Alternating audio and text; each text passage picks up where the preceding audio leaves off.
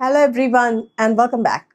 And I'm Dr. Nisha Jacob from Career Guidance and Adolescent Counseling Cell Alabora.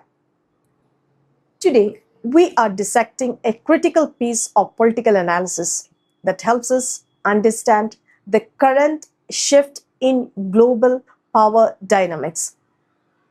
We are looking at the latest insight from Sri Verghese K. George. For those who follow international journalism, Verghese is a heavyweight. He is the associate editor of The Hindu and has previously served as their US correspondent in Washington, D.C. He is an award-winning journalist recognized with the Ramnath Goenka Journalist of the Year Award for his deep reporting on political economy and nationalism.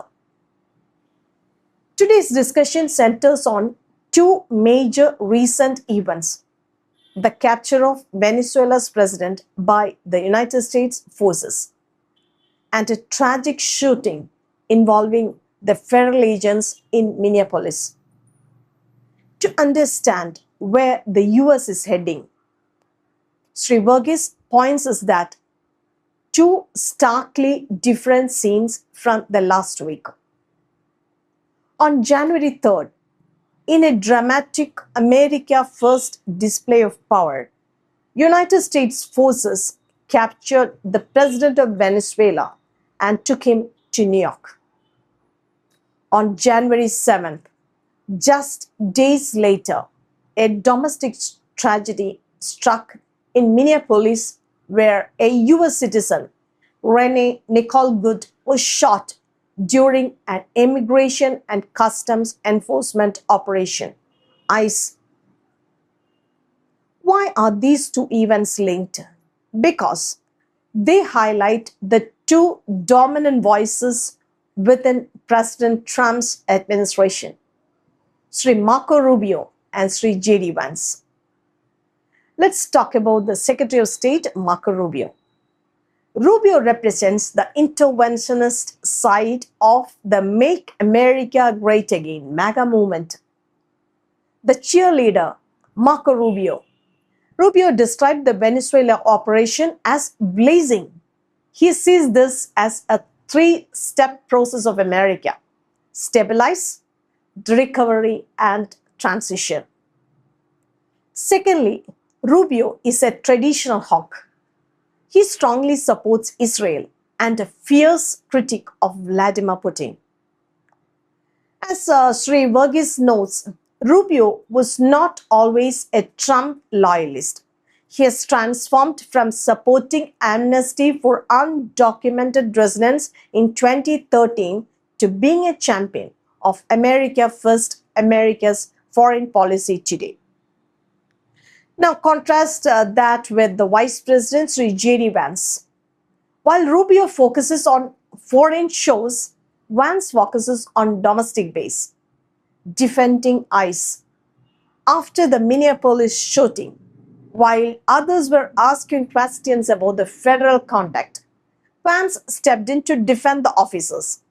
He reframed the tragedy as an attack on federal law enforcement. Skepticism of war. Vance represents the isolationist strand. He is skeptical of aid to Ukraine and has even called some of Israel's annexation ideas as very stupid. Many see Vance as the true successor to the MAGA, speaks directly to the grievances of American working class. Sri Verghese George argues that these two figures show a movement that's trying to be two things at once. Rubio is all guns blazing for foreign intervention, while Vance is the loudest voice when it comes to domestic enforcement and border protection. This creates a unique tension. America wants to pull back from the world.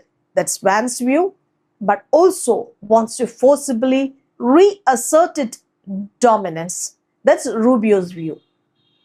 This idea of the article is important as it teaches us that the US policy is not a monolith.